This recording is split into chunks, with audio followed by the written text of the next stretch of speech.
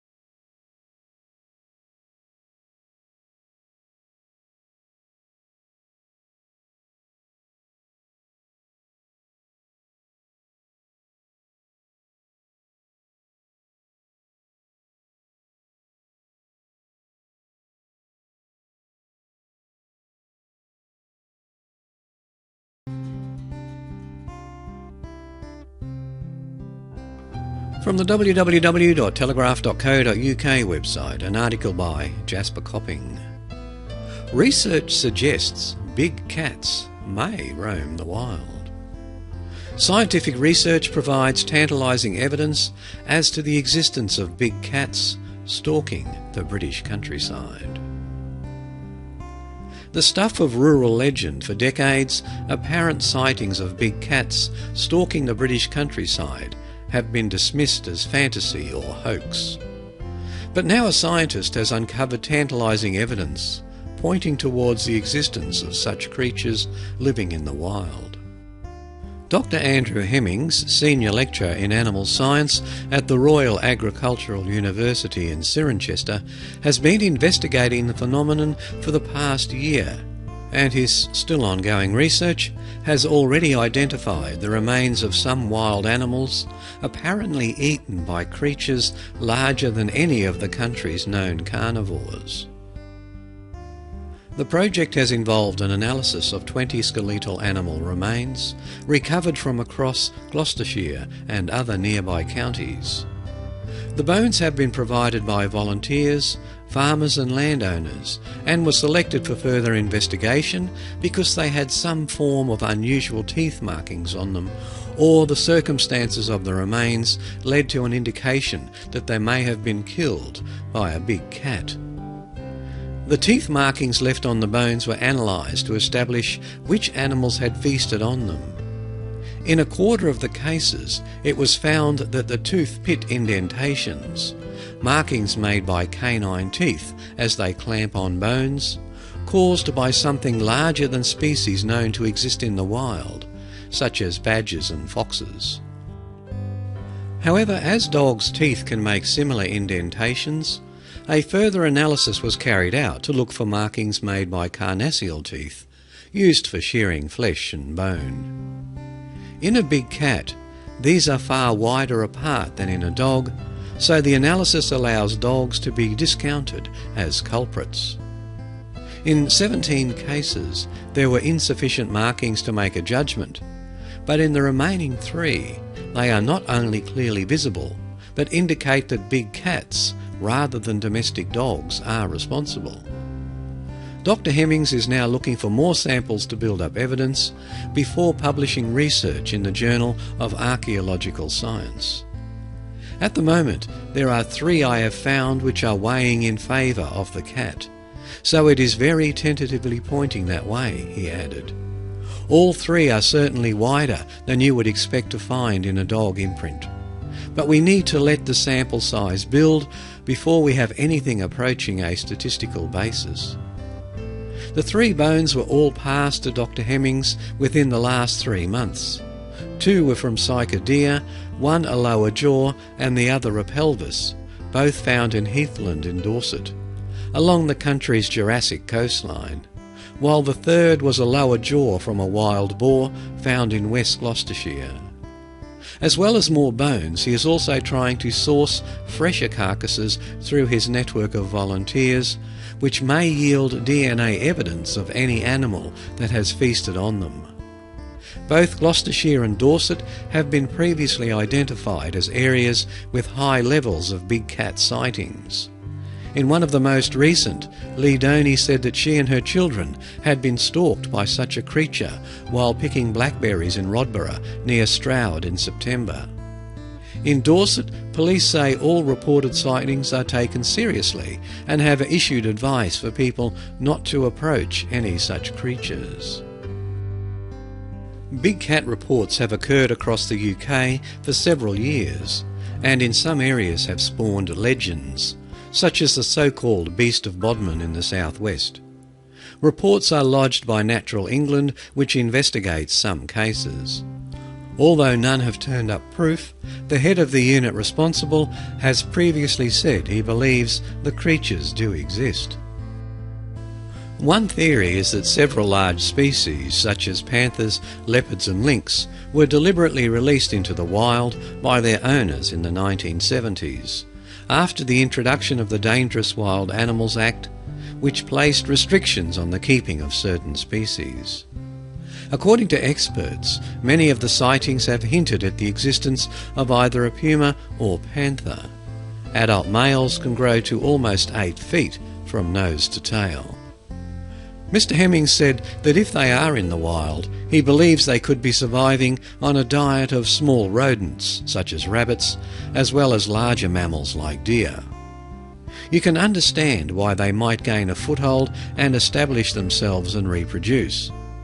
I don't know whether they are out there, I have an empirical mindset, so we would need to have proof. At the end of the day, science needs a body. It would be nice to have an entire carcass of a big cat, but they are amazingly elusive.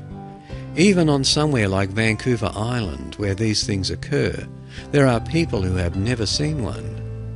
Sightings are coming in on a monthly basis, and some are very plausible. There does seem to be something going on in the background, so there is a hypothesis to address here.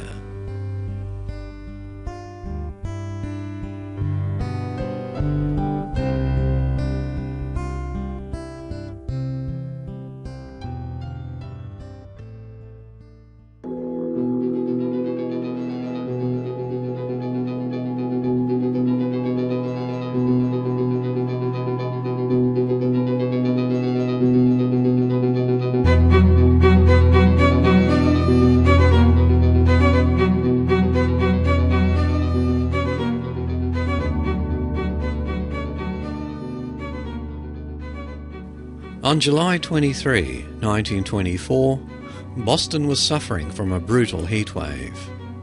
The evening temperature hovered in the high 80s when the famed magician Harry Houdini trudged up to the fourth-floor séance room at 10 Lime Street. With him were O.D. Munn, editor of Scientific American, and an esteemed panel of scientists. They had come to witness the psychic feats of the nation's most credible spirit medium, a pretty 36-year-old flapper with blue eyes and a bob.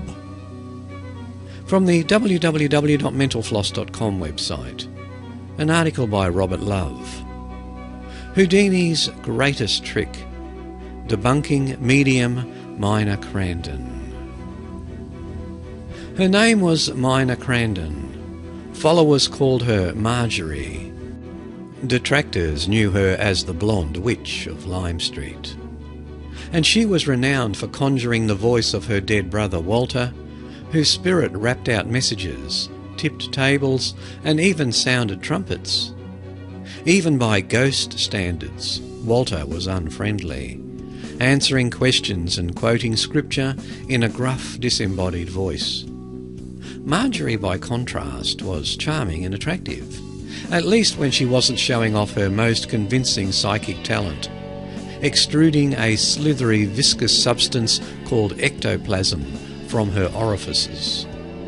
Photos show this otherworldly substance flowing from her nose and ears, but mostly it emerged from beneath a sheer kimono like a string of entrails, an ectomorphic hand that Walter used to carry out his commands. Today we remember the era's jazz, speakeasies and glitz, but the 20s were also the zenith of America's obsession with the spirit world. Reeling from losing an estimated 15 million people in the Great War and 21 million more to the Spanish flu pandemic, people were searching for ways to connect with the dead. Spirit guides emerged to help the bereaved, usually for hefty fees. And as reputable magazines and newspapers increased their coverage of paranormal phenomena, mediums became rock stars. Marjorie herself had become a messiah to hundreds of thousands of Americans. In the summer of 1924, Marjorie occupied the red-hot centre in the raging national debate over spiritualism, an 80-year-old religious movement that centred around the possibility of communicating with the dead. The most famous of its 14 million believers was Sir Arthur Conan Doyle, author of the Sherlock Holmes mysteries and a man of impeccable reputation. Witnessing a séance in his London home, he became convinced of Marjorie's supernatural powers. Her refusal to be compensated for her miracles only added to her credibility. It wasn't long before Doyle had recommended her to the editors of Scientific American, which was offering a $2,500 prize to the first medium who could verifiably demonstrate to its 6-man investigative committee a visual psychic manifestation. This was no fly-by-night group of spook hunters. Scientific American's J. Malcolm Bird chaired the committee, which included psychologist William McDougall of Harvard, former MIT physicist Daniel Comstock, and 2 members of the Society of Psychical Research, Hereward Carrington and Walter Prince.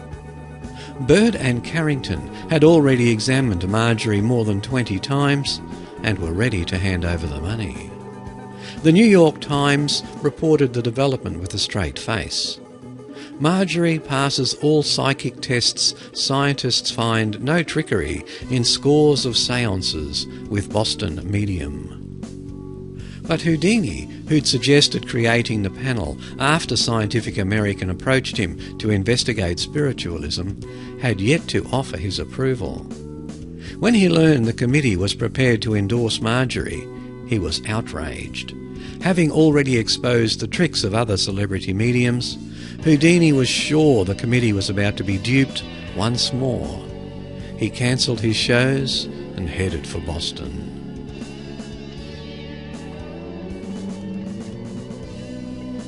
Marjorie greeted the panel and took her seat within a 3-sided Chinese screen. The lights dimmed.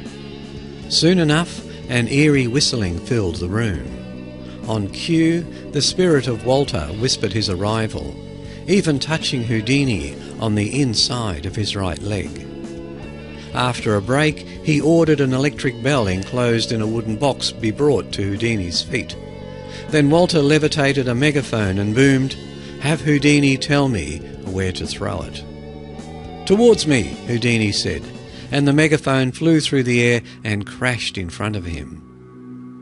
That was just the beginning. Throughout the evening, Walter produced a sequence of metaphysical spectacles, ringing the bell box on command and tipping over the wooden screen. Houdini had done his homework. He knew that Dr. Leroy Crandon, Marjorie's husband, always sat on her right. A Harvard-educated surgeon, Crandon was her greatest promoter, often showing visitors nude photographs of his wife in séances delictes. Houdini also guessed correctly that he would be seated at her left in the circle, with hands joined, feet and legs touching. In preparation for the evening, Houdini wore a tight bandage under his right knee all day. It was so painful it made his skin tender, even to the slightest touch. The heightened sensitivity paid off. He could feel Marjorie twist and flex in the dark as she moved her left ankle slightly to get to the bell box under the table. Later he felt her shift again to tip the Chinese screen with her foot. The flying megaphone stumped Houdini for a few hours, but he eventually figured out that Marjorie had placed it on her head, dunce cap style, with a momentarily free hand. She then jerked her head in his direction to send it crashing to the floor. "I've got her," he said when the evening was over. "All fraud, every bit of it. One more sitting and I will be ready to expose everything." A second séance at a Boston hotel featured a levitating table. Houdini reached out in the dark and found Marjorie's head lifting the table from beneath. He again felt her legs move as she reached to ring the bell box. "The slickest ruse I've ever detected," Houdini said later in something close to admiration. But when he announced his findings to the committee, he was asked to hold off on a public denunciation. The committee was conflicted. When it refused to award the prize after several additional seances, the spiritualists became enraged, as did the spirit. "Houdini, you goddamned son of a bitch," Walter roared. "I put a curse on you now that will follow you every day for the rest of your short life." Bird and Carrington, still firmly under Marjorie's seductive spell, continued to report that she had supernatural powers. In October, Scientific American published an article that described the committee as hopelessly divided. The dithering angered Houdini. In November he published a pamphlet called "Houdini Exposes the Tricks Used by the Boston Medium Marjorie," complete with drawings of how she produced her manifestations. She certainly was clever in her manoeuvring to pull the wool over the eyes of the committeemen, he said, admitting the ingenuity of her techniques as he debunked their metaphysical nature. Houdini's pamphlet humiliated Marjorie, but he wasn't done yet. The scourge of spiritualism wanted to make the religion disappear. Before long, Houdini was reproducing Marjorie's so-called miracles to great laughter in performances across the nation. Marjorie didn't get the Scientific American Prize, but Houdini's efforts didn't slow her down. Dr. Crandon pushed his wife to continue holding séances, inviting all doubters to the room at 10 Lime Street.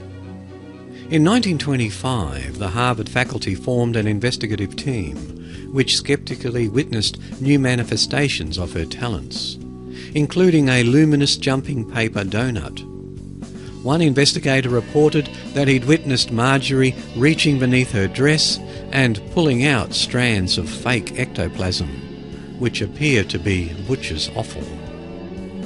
Meanwhile, Marjorie's supporters went on the offensive, threatening to beat Houdini to a pulp and rooting for his demise. The escape artist continued to defy death in his stage show, locked, bolted or chained in coffins, submerged in water or buried under 6 feet of sand. Each time he escaped. But Walter, Marjorie's angry spirit guide, knew better. In August 1926, the spectre proclaimed that the end was near. Houdini will be gone by Halloween, he said. In fact, Houdini died in agony on the afternoon of October 31, 1926, from septic poisoning.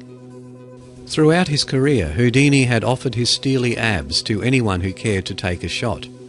But when a student from Montreal threw a punch before Houdini could tense up, the blow ruptured his appendix, leading to a fatal infection. Houdini had worked hard to debunk Marjorie, but in a strange twist of fate, it was Marjorie who had the last word. Sir Arthur Conan Doyle lived on for 4 more years and died a believer. The author's spirit appeared to Marjorie often as she soldiered on through the depths of the Great Depression and her own alcoholism. But Houdini's debunking had taken its toll. By the time she died at her house on Lime Street in 1941, her reputation and the spiritual movement were in tatters. One of Walter's fingerprints turned out to be her dentist's, and one of her greatest supporters, Malcolm Bird, admitted to helping produce Walter's actions at séances. But the fascination with Marjorie remained. Even on her deathbed, a psychic researcher showed up, hoping for a confession, or at least a hint of how she pulled off her most famous tricks. "Why don't you guess?" she laughed bitterly. It was clear that the blonde witch of Lime Street wasn't done toying with them yet. You'll all be guessing for the rest of your lives.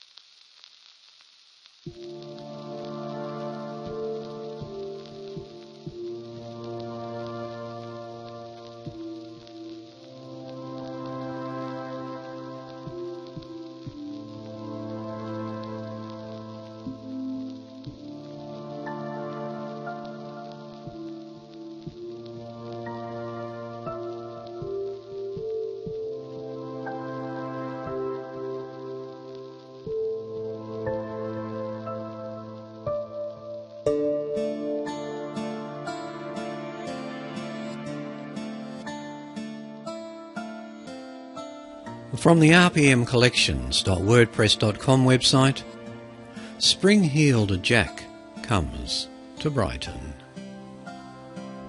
On the 13th of April 1838, the Brighton Gazette informed its readers that a local gardener had been attacked by a mysterious creature. The attack took place between 9 and 10 p.m. in what would now be described as the Round Hill area of Brighton. At the time, this area represented the northernmost outskirts of the town and was largely undeveloped, apart from some affluent housing on Rose Hill that had been built in the 1820s. The attack took place within the garden of one of these houses.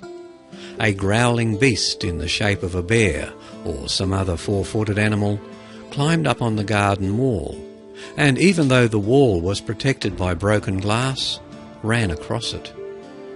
Before the terrified gardener could escape, the creature leapt down and chased the man and his equally terrified dog. After toying with his victims for some time, the monster abruptly scaled the wall and vanished. This odd story was published a week after the attack.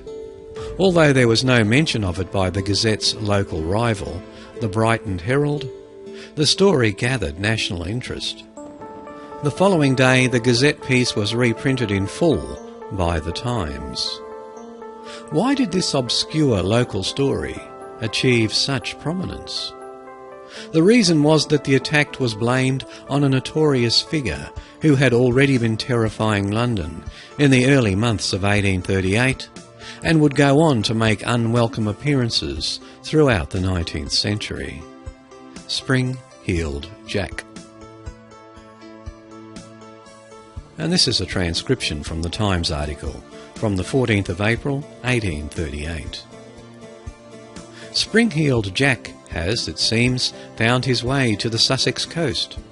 On Friday evening between 9 and 10 o'clock he appeared, as we are informed, to a gardener near Rose Hill in the shape of a bear or some other four-footed animal, and having first attracted attention by a growl, then mounted the garden wall, covered as it was with broken glass, and ran along it upon all fours, to the great terror and consternation of the gardener, who began to think it was time to escape.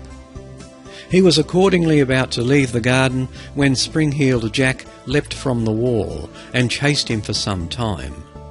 The dog was called, but slunk away, apparently as much as his terrified master. Having amused himself for some time with the trembling gardener, Spring-heeled Jack scaled the wall and made his exit. The fellow may probably amuse himself in this way once too often. If you have heard of Spring-heeled Jack, it is likely that you will have a mental image of a character that is very different to that described by the Brighton Gazette. Later in the century, Jack was often depicted in penny dreadfuls and other forms of illustrated popular literature. Spring-heeled Jack is usually portrayed as a devil-like figure, tall and thin, often wearing a cape, and more human than animal. No two sightings of Jack were ever alike, and he was often described with varying features, such as claws, cold and clammy hands, glowing eyes, and even the ability to breathe fire. The only unifying feature among these reports was that Jack could jump unnaturally great heights. The Gazette reports seem to have been the first sighting of Spring-heeled Jack outside of London, but given the conventional descriptions of him, it may seem puzzling that the Brighton case was attributed to Jack at all. However, most of the familiar illustrations of Spring-heeled Jack were produced decades after the Brighton attack. The Gazette story is actually remarkably consistent with some of the earliest reports of Jack. The best source of information on Spring-heeled Jack can be found in a long and extensively researched article by Mike Dash. According to Dash, the first sightings of Jack date from the autumn of 1837, but they did not appear in newspapers until December of that year. Descriptions of Jack from these early encounters vary wildly, but he was commonly compared to a ghost, devil, or bear. The demonic image of Jack seems to date from reports of two similar attacks on young women in late February 1838. Jane Alsop and Lucy Scales. The Allsop case in particular was widely reported and seems to have been the chief trigger for an outbreak of spring-heeled Jack panic in London. The Brighton case harks back to the earliest reports, but it is also in keeping with an unusual intervention by the Lord Mayor of London at the beginning of the year. On the 8th of January 1838, Sir John Cohen, the Lord Mayor, made public the contents of a letter he had received several days previously. The letter, as reported in the Times the following day, claimed that the recent mysterious attacks were the words of vicious, aristocratic pranksters. And this is from the letter. It appears that some individuals of, as the writer believes, the highest ranks of life, have laid a wager with a mischievous and foolhardy companion, name as yet unknown, that he durst not take upon himself the task of visiting many of the villages near London in 3 different disguises: a ghost, a bear, and a devil, and moreover that he will not enter a gentleman's gardens for the purpose of alarming the inmates of a house. The wager has, however, been accepted, and the unmanly villain has succeeded in depriving several ladies of their senses. At one house he rang the bell, and on the servant coming to open the door, this worse than brute stood in no less dreadful figure than a spectre clad most perfectly. The consequence was that the poor girl immediately swooned, and has never from that moment been in her senses, but on seeing any man screams out most violently, "Take him away!" There are 2 ladies, which your lordship will regret to hear, who have husbands and children, who are not expected to recover, but likely to become burdens to their families. 2 days later, the Times reported that the Lord Mayor had received further letters confirming the rumour, and in the quoted extracts, the description of spring-heeled Jack as a bear occurs again. One anonymous writer, who claims to have heard further details about the culprits, fears that the bet is that the monster shall kill 6 women in some given time, and that he has been seen in St. John's Wood, clad in mail, and as a bear. Another writer named J.C. claimed the following. The villain mentioned, as appearing in the guise of a ghost, bear and devil, has been within the last week or so repeatedly seen at Lewisham and Blackheath. So much indeed he has frightened the inhabitants of those peaceful districts that women and children durst not stir out of their houses after dark. And that's from the Times on the 11th of January 1838. These early reports are consistent with the tale told by the Brighton gardener. The location of the Brighton attack may also be significant. Spring-heeled Jack's early appearances all took place in the less populous villages surrounding London, and the Round Hill area was also on the fringes of the town. With the London reports still fresh in the minds of the local press, this explains why the attack was readily identified as the work of spring-heeled Jack. It also explains why the Gazette was so quick to claim that the attack was the work of violent hoaxers. But why, after his early escapades in London, would spring-heeled Jack have made a trip to the south coast? I think there are 2 broad explanations for this. The first depends upon whether the attacks were ever the work of a single being or group of men. Many attacks on young women were attributed to Jack in spite of little evidence to support this, and Dash cites several cases of feeble attempts by copycat pranksters who were caught by the police. It is possible that the spring-heeled Jack attacks were discreet assaults that had become connected by popular rumour and eventually inflated by newspapers into an early media myth. But if there were a core number of attacks by one or more people, as the authorities suspected at the time, who was responsible? Although Jack often appeared in ghostly or demonic form during the 1837-38 attacks, the contemporary press was keen to dismiss the idea that he may be a supernatural being. This was probably deliberate, and may have been a result of political or police pressure to try to prevent mass panic. More recently, Jack has been cited by ufologists as evidence of a visit by an extraterrestrial being, on the basis that his extraordinary abilities, such as leaping great heights, could not have been faked by humans. However, if we accept that more worldly explanations are more plausible, it seems likely that Spring-Heeled Jack was the work of one or more hoaxes. The 8th of January letter revealed by the Lord Mayor suggested that the culprits were noblemen, and a wealthy young man with few responsibilities may have had the time and resources to carry out the hoax. A 1977 book by Peter Haining identified the Marquis of Waterford, Henry Beresford, as the man responsible. Waterford was a notorious violent prankster and is a plausible suspect, but there is no hard evidence to support this theory. Indeed, the identity of Spring-Heeled Jack, like that of other infamous Jack of the 19th century, Jack the Ripper, is unlikely to ever be proven. But if a wealthy aristocrat like Waterford were responsible, Brighton is precisely the sort of place such a man may have visited.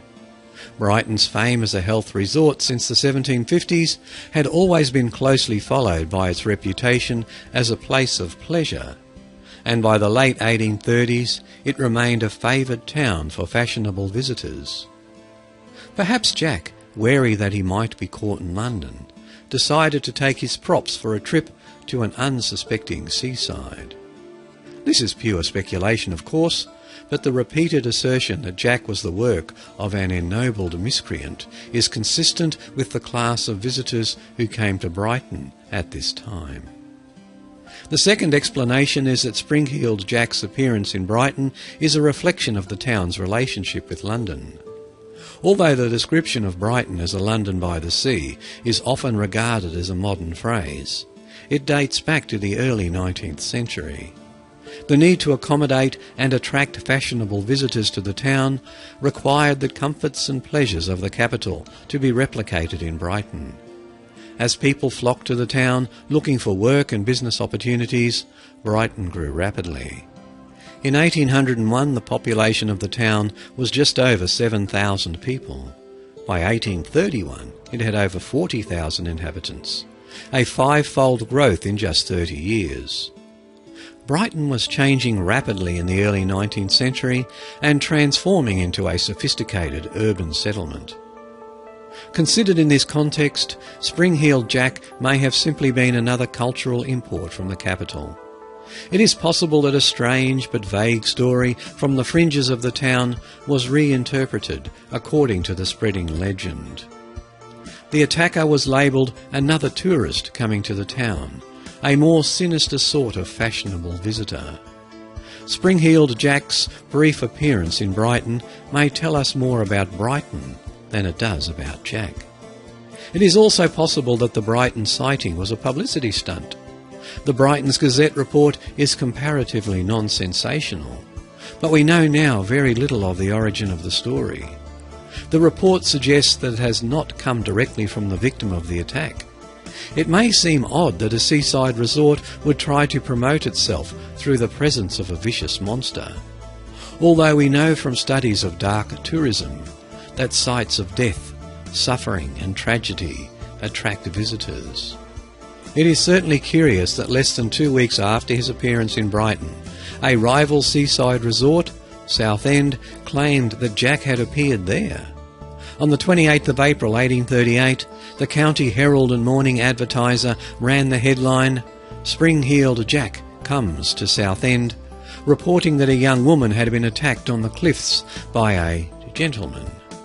Dash notes that this case has little in common with the modus operandi of the real assailant, and that it was a good indication of how far the general panic had spread.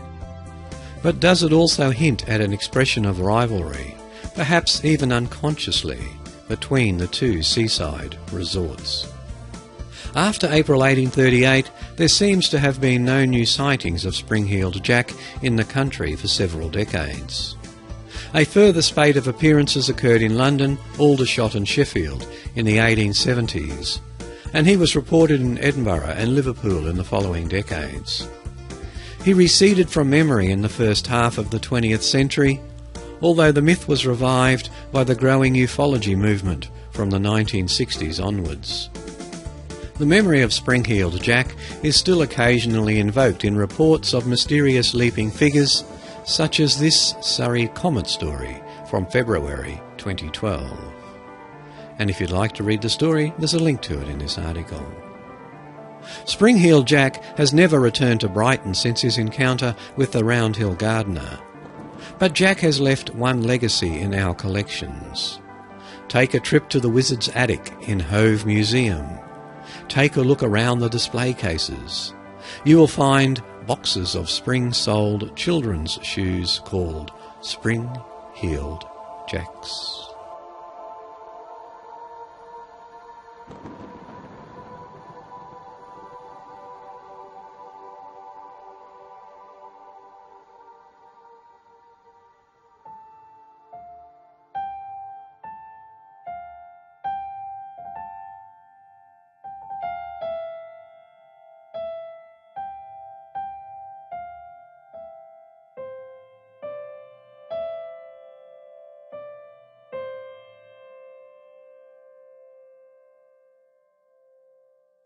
Some people can see their own hands waving in front of their faces while in total darkness.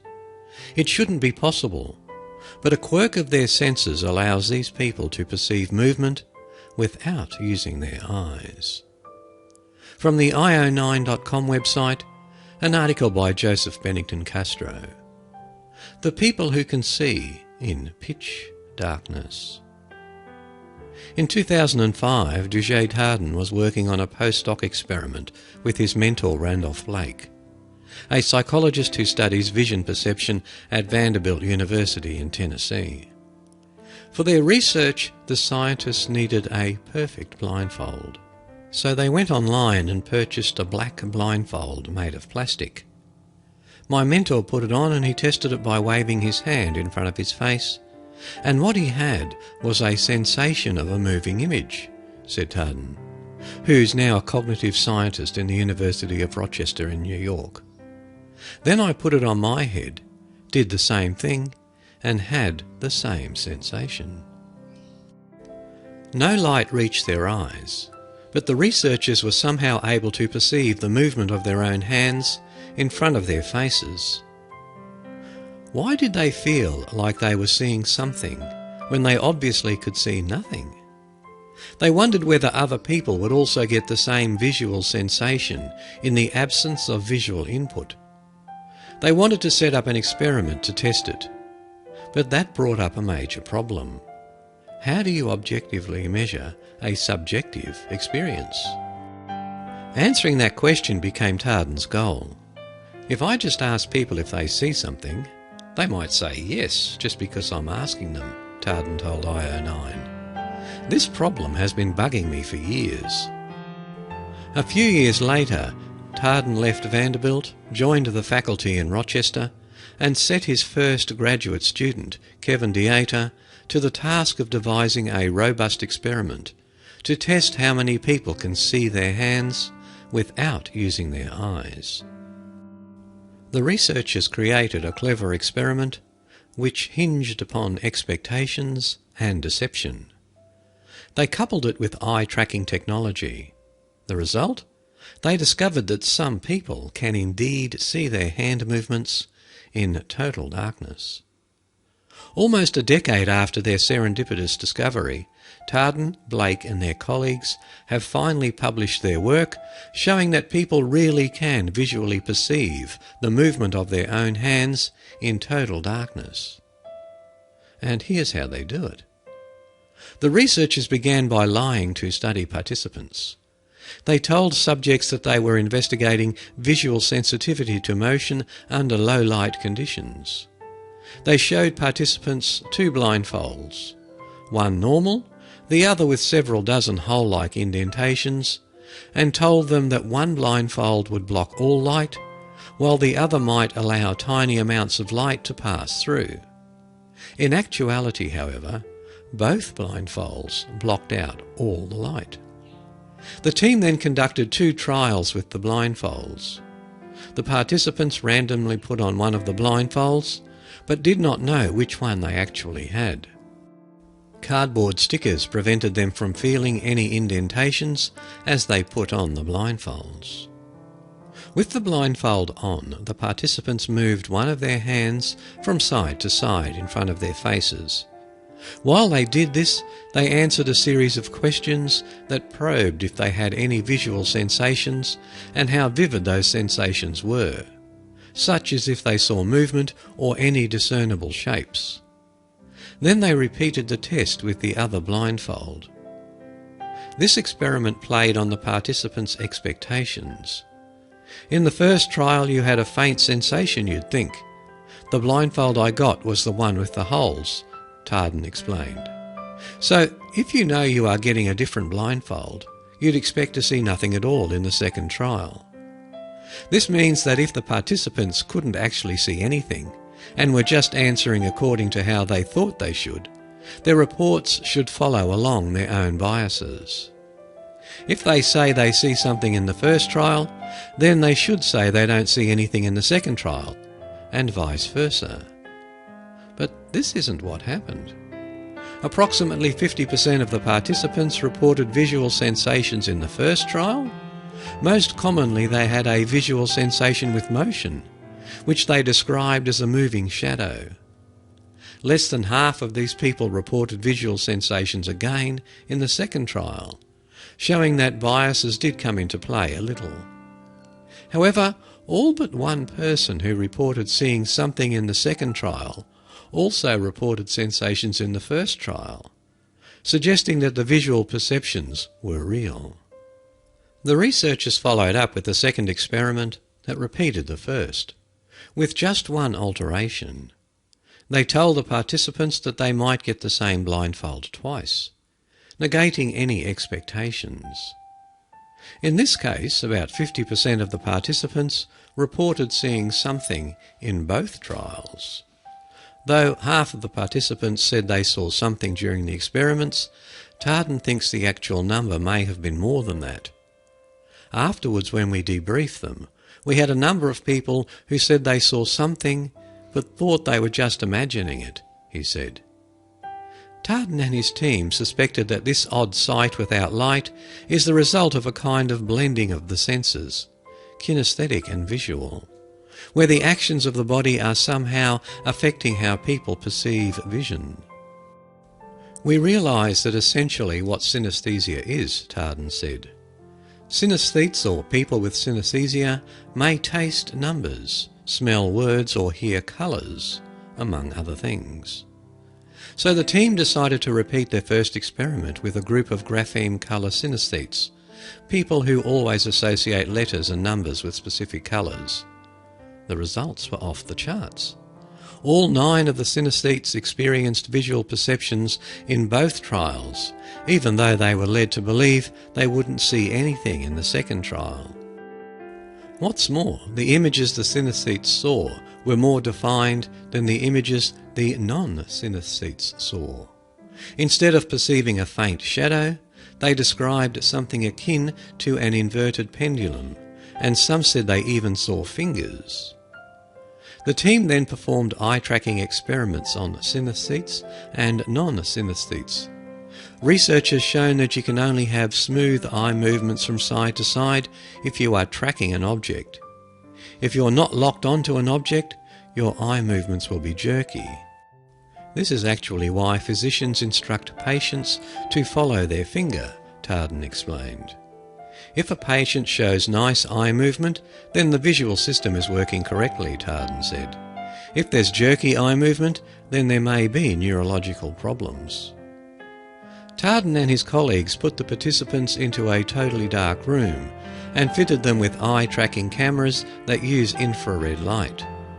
They had the participants wave one of their hands in front of their faces again and told them to try and track their hands as best they could. The participants who reported being able to see motion had eye movements that were over twice as smooth as those who couldn't see any motion. Unsurprisingly, the synesthetes did far better than the non-synesthetes. We had one synesthete who gave us a perfectly smooth movement in darkness, Tarden said. Importantly, the participants could only see their own hands. In both the blindfold and eye-tracking experiments, the participants couldn't see the movement of another person's hand. The research suggests that our sensory systems really work together to create our perceptions.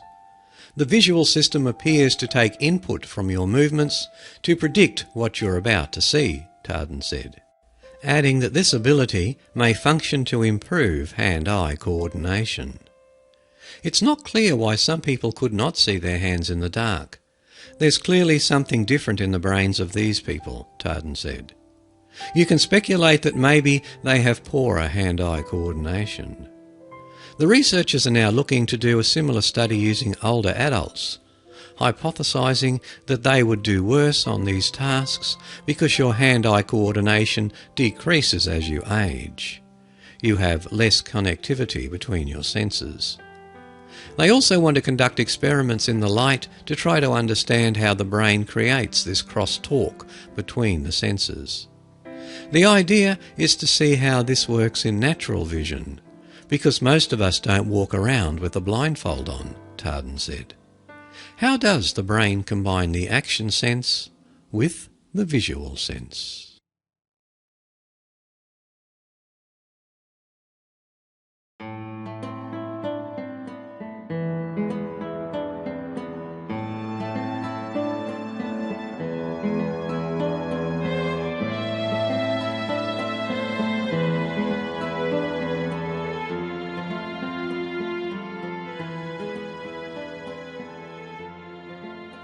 The music for today's podcast came from the musicalley.com website. The bandwidth is provided by TalkShoe at www.talkshoe.com. The show notes are kept at the Origins podcast information site, www.origins.info. And remember, Origins is spelled O-R-I-G-I-N-Z.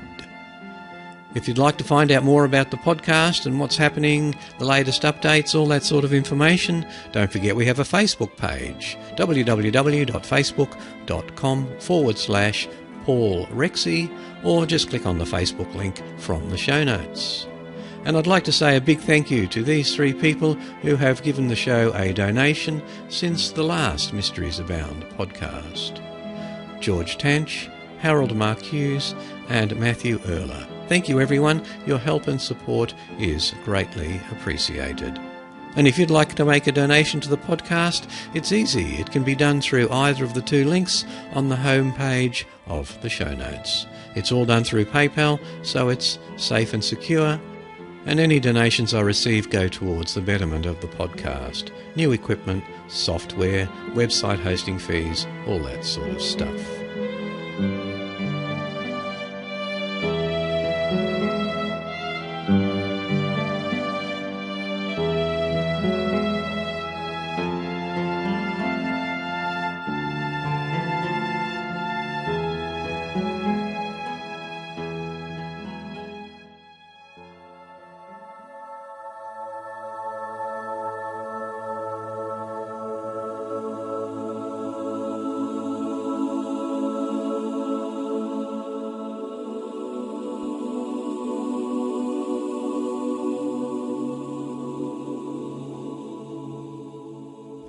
From the www.creepypasta.com website. A story that's credited to J.N. The Arcade.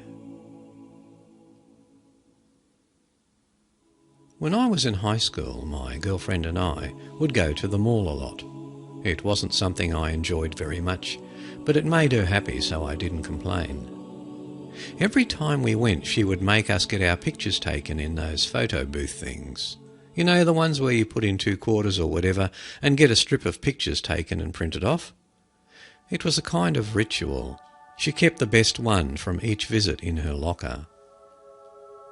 One time when we went, the booth was taped off. I guess someone thought it would be funny to use it to take nude photos of himself and then leave the strip in the booth. The parents of the little girl who went in next were not amused, and the mall was going to be taking it out. I think that's an overreaction, but expected nowadays. Well, my girlfriend was pretty sad about not being able to get our pictures taken, like usual. So we ended up just wandering aimlessly. She didn't really want to leave, but she didn't feel like shopping either. I bought us some ice cream, hoping it would cheer her up, but she was still pretty depressed. Eventually we ended up at the far end of the second floor. We almost never got over there, as there weren't many stores either of us were interested in. But today we did. I noticed that there was an arcade there, and that got me thinking. They tend to have a photo booth in them. I didn't want to say anything about that to avoid getting my girlfriend's hopes up, but I managed to convince her to go in. It was noisy inside, but mostly just from the games. There were only a few other kids inside, and the owner was sitting at a small desk watching some sports game on TV. We walked around the place and didn't see a booth. Saddened a bit, I suggested that we go, and she started to say that she agreed when her sentence drifted off. I looked where she was looking, and tucked back in a corner there was a machine that said, "Instantly developed photos," peeking over one of the games. We nearly ran over to it, but were disheartened to find that it too was taped off. My girlfriend was really sad now and suggested that we leave the mall. I hated seeing her like this, and I thought to myself, you know what?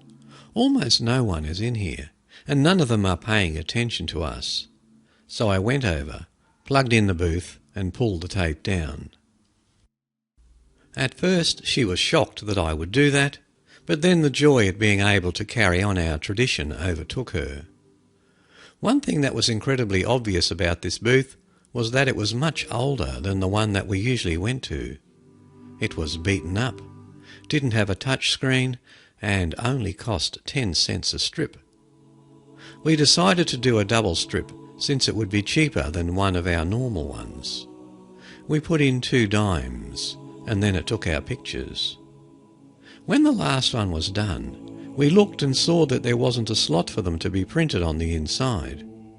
It was odd, but I guess back when this thing was made, they didn't think to have them print on the inside. So we got out and looked at the sides of the booth and found the pictures. There wasn't much light inside the arcade, so my girlfriend picked them up, and we were walking outside to see them better when we realised something. There was no sound anymore. All the games were running, but it was like someone hit the mute button on all of them. It creeped my girlfriend out, and I'll admit I was unnerved as well. So we walked towards the exit a little faster, but we couldn't find it. Every corner we took just led us to another row of arcade games with flashing lights and no sound. Now we were both panicking, but I managed to be rational enough to figure out that if I climbed on top of one of the machines, I would be able to get a view of the room. I went over to one and asked my girlfriend to give me a little support as I climbed it. I got on top and saw that somehow we had gone further into the arcade. The exit was on the other side. I told her and she calmed down a bit. I was trying to get down from the game when I thought something brushed my hand. I screamed and fell. My girlfriend tried to catch me, but I just knocked her into the machine and fell onto the floor. I wasn't hurt badly and got up to tell her I was sorry. When I turned to look at her, I saw she was staring at the screen and shaking. I walked over beside her and saw that it no longer was showing the menu. No, flashing in old-fashioned arcade game letters was the message, "Player 2 has no more lives." I told her that I must have started a game when I climbed up, but she shook her head, no, and whispered, "Look around." Every game was flashing the same words. That really freaked us out, so we started running in the direction of the exit. We went around turns and turns of games. and it seemed we had been running far too long to have covered less distance than is contained in a shop in a mall. But now we could see it. 7 rows of games ahead. Rising above them all was the exit sign. We stopped for a moment when we saw it, relieved and catching our breath. Then my girlfriend screamed. She spun around to look behind her and screamed that something had just touched her hair. We looked around, but we saw nothing. No one was near us, but there was something worse than the presence of someone else. The screen now all showed the words, "Player 1 has no more lives." That was it. We were sprinting faster than we had ever done before, running towards the exit sign. We had to get around 3 more rows and we would be out of the arcade.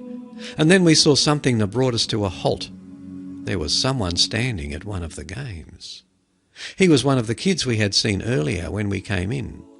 I recognised the clothes, even though I hadn't paid much attention to him before.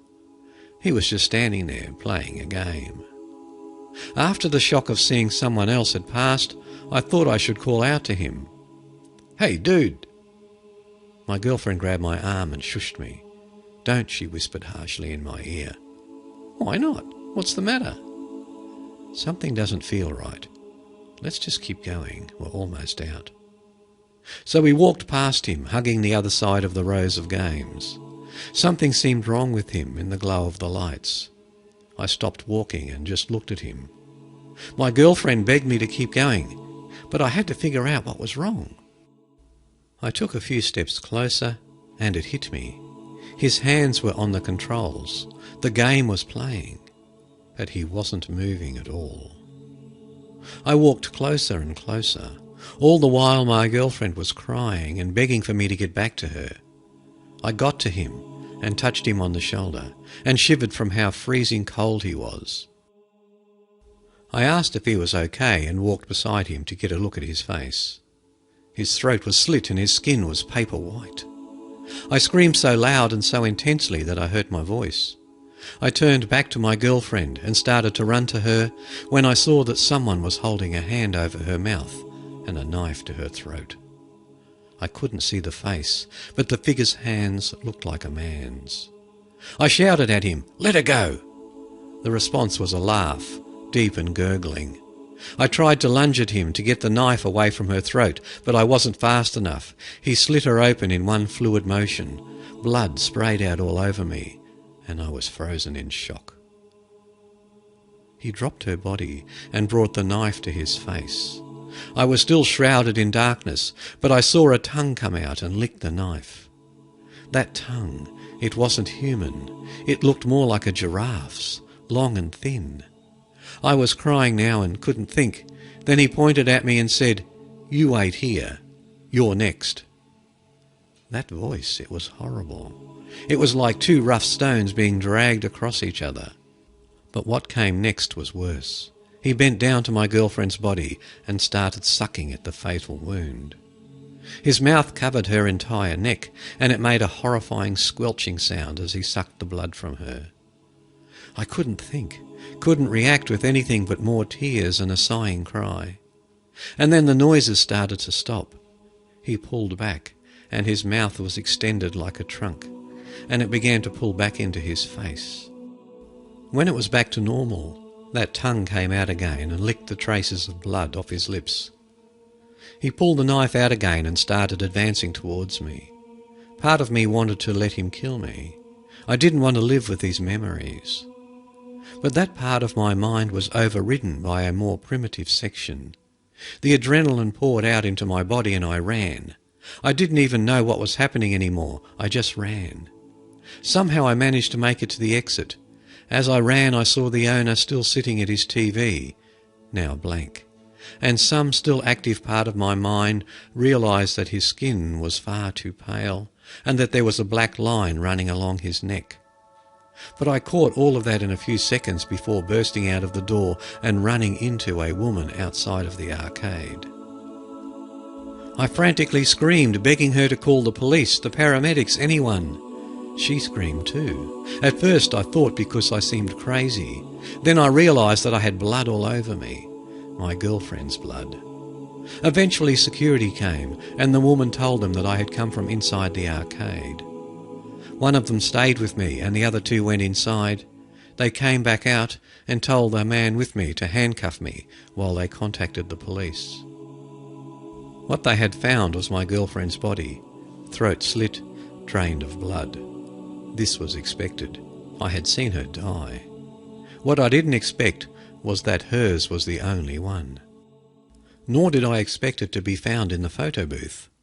But the worst part, the piece of evidence that I can never comprehend, the reason that my mind was broken to the point I was considered incompetent for trial, was that 2 strips of pictures were found in the booth with her. They showed me slitting her throat. Now I spend my days out of my mind on medication in a psych ward. But sometimes I trick them into thinking I took my medication so that I can think for a while. And I always think back to that day, and I have an idea about it. I think that sometime someone else will go into that arcade. They'll find it empty except for the owner sitting there watching a sports game, a couple of kids playing games, and a beautiful girl sitting alone in a photo booth. And I wonder, will this person ever leave the arcade?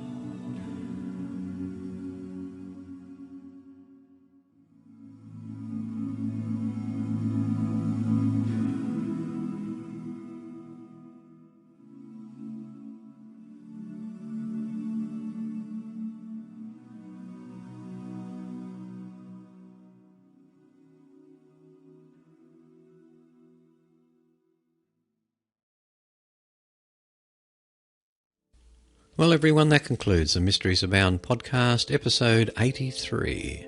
Hope you enjoyed today's show, and until next time, whether it be Mysteries Abound or an Origins podcast, this is Paul saying bye for now, and keep well, everyone.